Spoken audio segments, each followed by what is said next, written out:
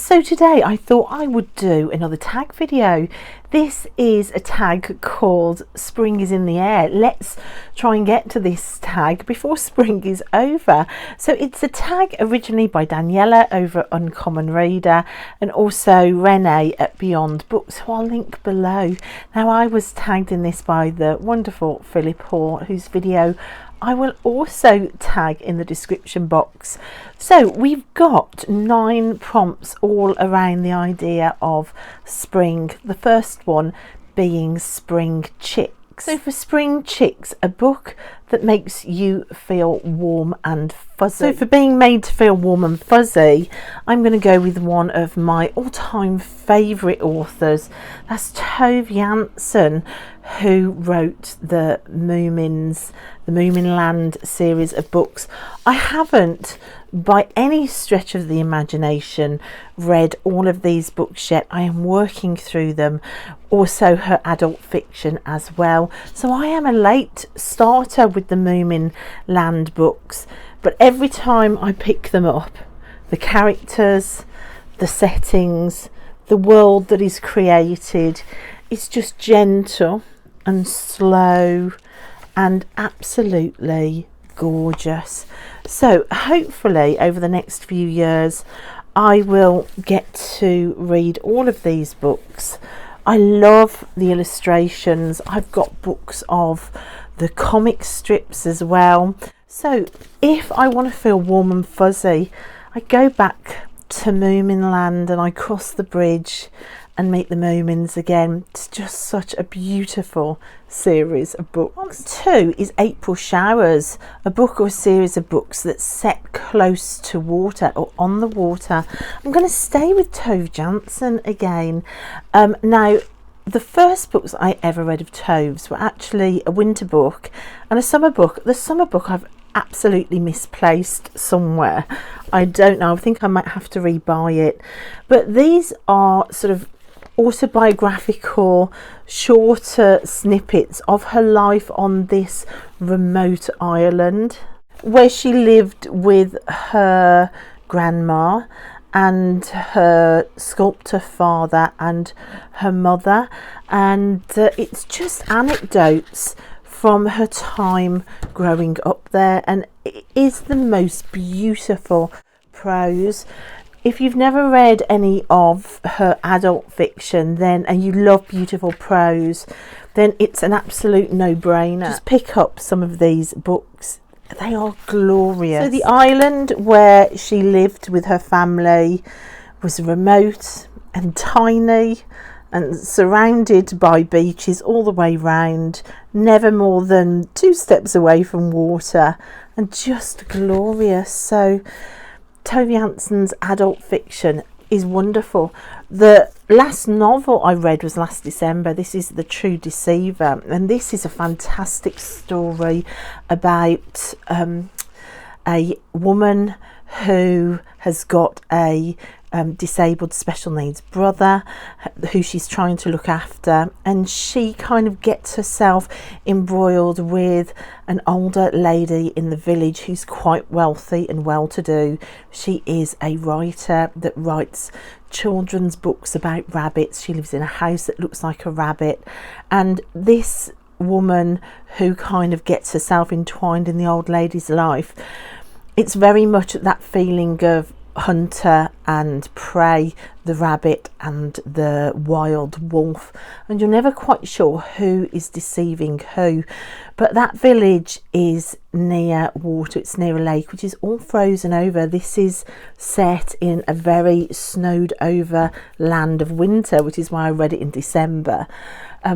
But slowly the woman is convinced to get rid of all of her items and her possessions, and she puts them out on the ice flats waiting for the warmer days to come and to watch this big pile of her life really disappearing as the snow and the ice melt. It's quite slow, it leaves you guessing, but again, beautiful prose, beautiful story, and that image of the big pile of somebody's life sat on the ice waiting for it to melt and disappear, just stayed with me, it really did. But I also wanted to talk about this one because this is a setting near the water that just stayed with me forever. It's called My Father's Places, and it's written by Dylan Thomas's daughter, Aronwy Thomas, and it charts her life as a child growing up with her wild, outrageous mother and the equally wild Dylan Thomas in the boathouse.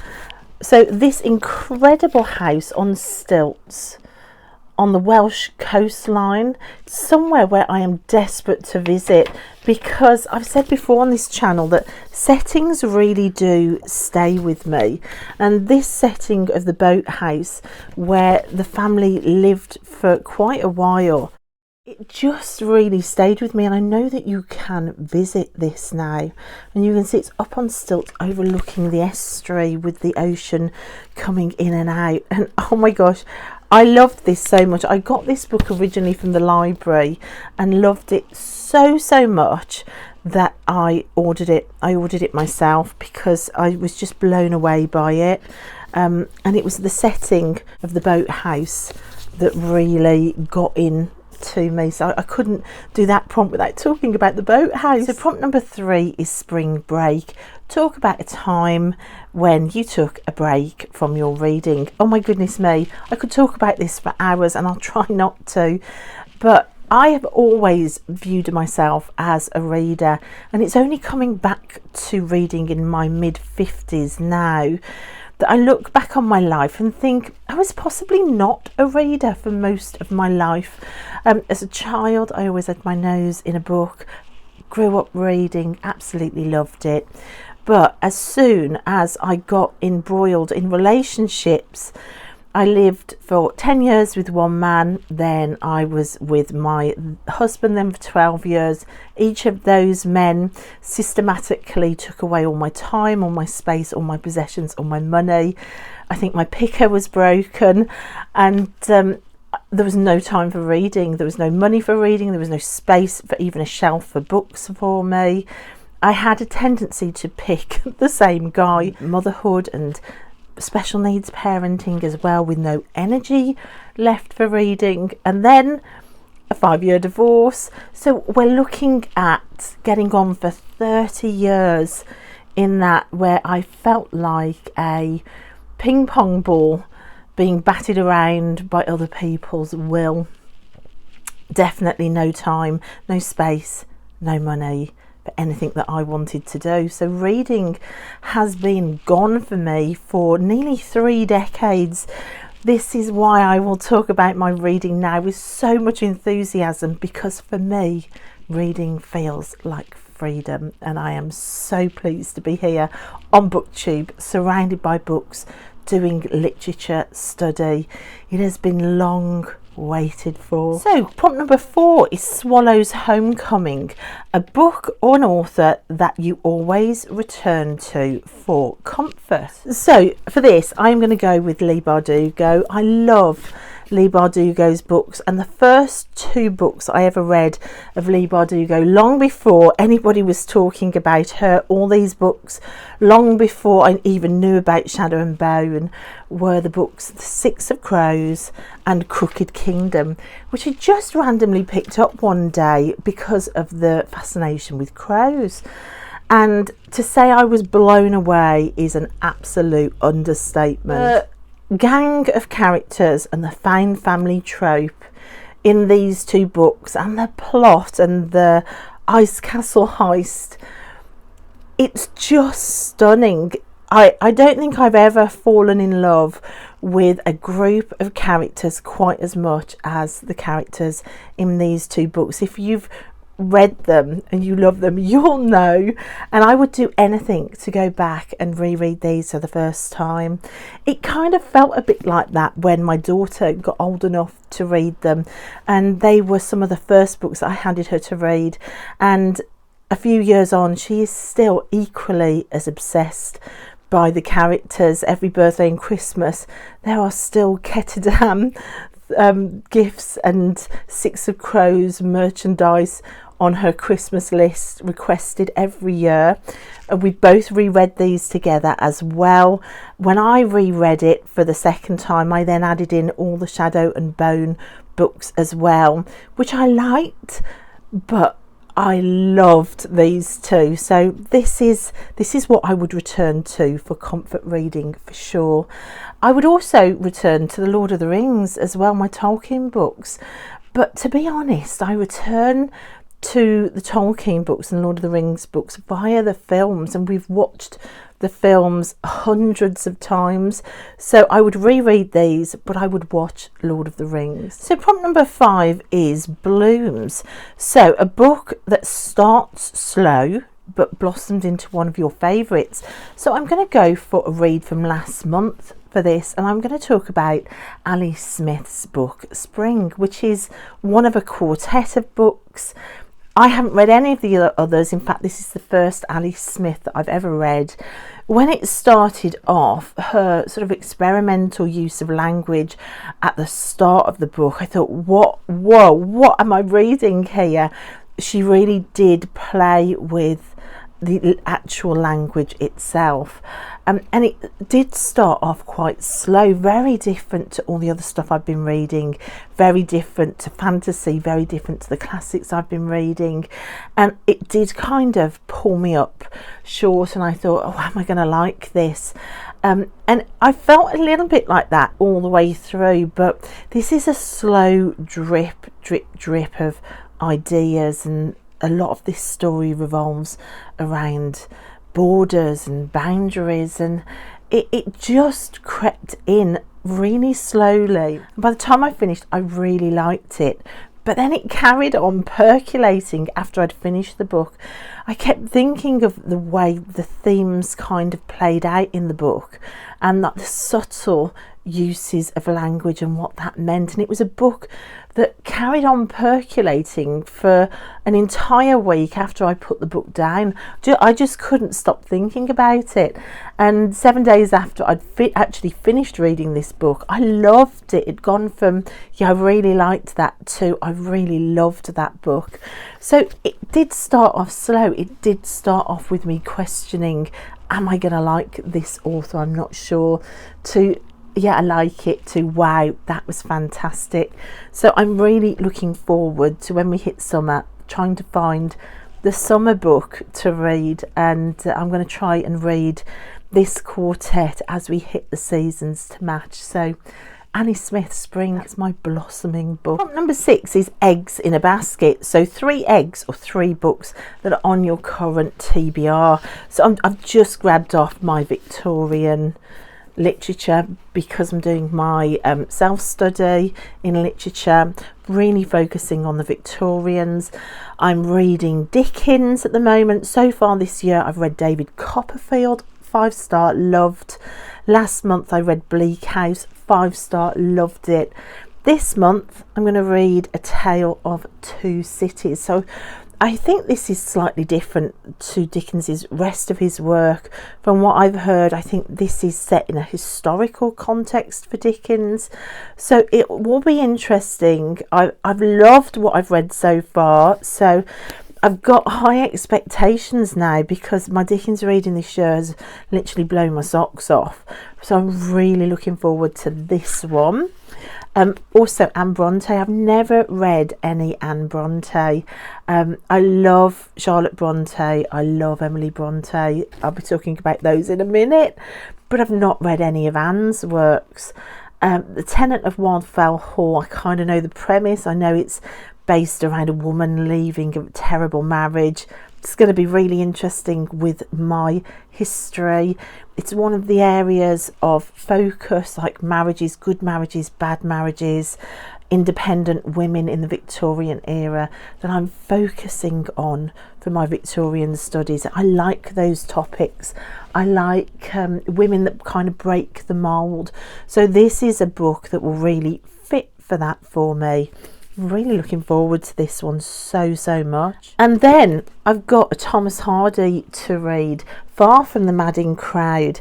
Never really read any Thomas Hardy before. When I was about 15, I attempted to read Tess of the D'Urbervilles. I think I got about 30-40 pages in and decided it was not for me. I really disliked it. But I have to say, as I've percolated with time, my reading taste has completely changed. Returning to the classics now in my mid-50s, I am astonished by how much I love them. There are quite a few classics I can remember trying to tackle from the age of about 15 up to the age of about 20 and just DNFing them all, thinking, no. Jane Austen is another one. I can remember doing Pride and Prejudice at school and hating it. I then can remember trying to read Mansfield Park when I was about 20 and DNFing that and going, no, never again. Thomas Hardy, DNFing and thinking, no, never again. So it's going to be really interesting. I just hope that, as with the like Wilkie Collins that I've read this year and Dickens, and I've read more Charlotte Bronte, I read Villette this year, not a single one of those books fell short for me. They all like rocked my world. In fact, Villette, which I read in February of this year, has become my all-time favourite book I've ever read. I have said this a few times now on this channel, but this book completely broke me into 1,000 pieces in like the worst of ways and the best of ways, she says, sounding like a Dickens novel. But yeah, so I do think we change with age, don't we? We can return to books and reread them, and the book is different because we are different, which I love that about reading. And also, like I said, I had such a huge break from reading, not of my own choice, but kind of getting my whole life and autonomy taken away from me.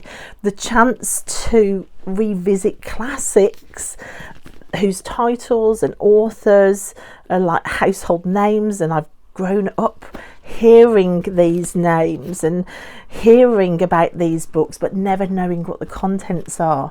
The chance now in my mid-50s to sit in my own house with my own fairy lights on, with nobody telling me no, and to get to pick them up again, but more than that, to pick them up again and to find out that I love them.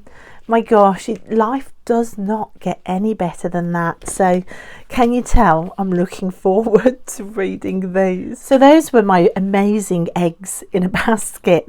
Right, prompt number 7, Green Pastures, a classic that never gets old. So let's go back to sort of 10, 11, 12, 13, 14, 15-year-old me, that sort of age, trying those classics for the first time and them being a dead miss every time. Some weren't, and I'm going to show you the ones that weren't, and these are my Green Pasture books that I have reread. The first one, Emily Bronte's Wuthering Heights. So I've read this 4 times. I reread this for the 4th time last November, having read it 3 times from about the age of 12 up until the age of 19. I didn't really like it when I was a teenager, but I was fascinated by it, and it kept calling me back every year to reread it. But I used to get confused by all the names sounding the same, and I couldn't quite grasp what was going on, but I knew I was fascinated by it. I think it's that setting thing again, with the moors and the houses next to each other. Oh, and the churchyard scenes, just something seeped into my bones, which if you are a Wuthering Heights fan, you will know what that feels like. So although if you'd have asked me at 20, do you like it, I might have said no, I was still rereading it over and over again and just knew that there was something about it. Now, when I came to reread this last November, oh my gosh, there was no confusion with the names, and I couldn't even understand why I'd ever been confused. There was no reading it but not really getting it. I totally got it. I sobbed at parts of it. It horrifies me. The revenge aspects of this are horrific. I realised just how despicable the characters are in here, and yet how somehow you end up rooting for them. I loved it. I loved it. I put the book down and thought it took 4 rereads to get this right there at the top of my I love this book list. But that 4th reread did it for me. And every time I've come back to this, even when I wasn't overly thinking this is a favourite book, there was still something so haunting about Wuthering Heights. And another one, it's another Bronte novel, Charlotte Bronte's Jane Eyre. This is another one that over the years I've returned to again and again, and I'm sure Villette now is going to take over and it's going to be another one that I reread. So these are me classics that never get old. But I think the first classic that never got old for me, which I read for the first time at 10 years old and I reread it at 12 years old, Margaret Mitchell's Gone with the Wind. I was utterly obsessed with this book as a girl and as a young teenager. I was utterly obsessed with Scarlett O'Hara, utterly obsessed with how she could not see that Rhett Butler was the man for her, and how desperately wrong she'd got her images of the men that were right for her. This was my introduction into getting everything completely wrong in love. I took my lessons from Scarlett O'Hara, I think. I loved it. Tara, the Civil War, that grand setting, her tenacity, the tragic love story, that huge character development of Scarlett as she gets kicked down from that incredibly privileged position to having to nurse like soldiers in the Civil War. But she never lost that selfishness, that really vile selfishness and tenacity to do anything that it would take. I loved it. Her and Rhett Butler, the way they work off each other as well, the fact that Rhett Butler could see straight through her every time and how frustrated that made her. It was just something about this story that just captivated me and still does. Oh, I must talk about this classic that never gets old as well, Peter Pan. I'm going to try and do a reread of this every Christmas now. This is a book that I was obsessed with as well as a little girl, that I've reread lots of times. I reread it again last December.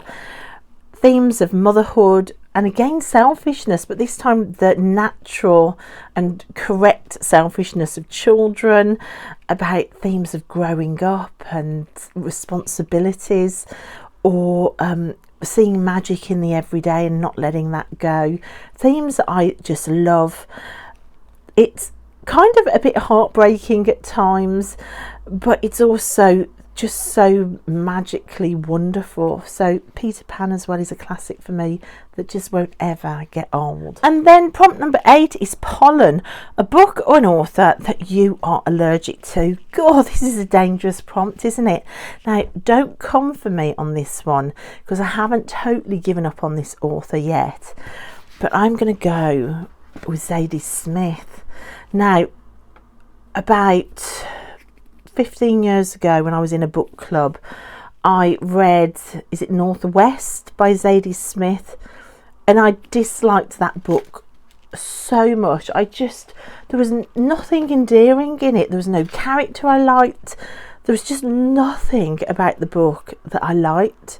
Didn't like the writing, didn't like the characters, didn't like the plot. I liked nothing about Northwest. And I very quickly DNF'd it. And at the time, I wasn't really that into DNFing books. Like, for me to DNF a book, it had to be really bad, really, really bad. And yet I DNF'd it.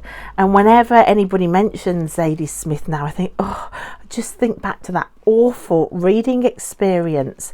But like I say, I have changed with time over my ability to read. I think when you're in relationships that take all of your mental capacity to survive on the day-to-day, to throw reading in the mix, there isn't a lot of capacity then to process reading, and I don't think at that time I had any capacity to process it.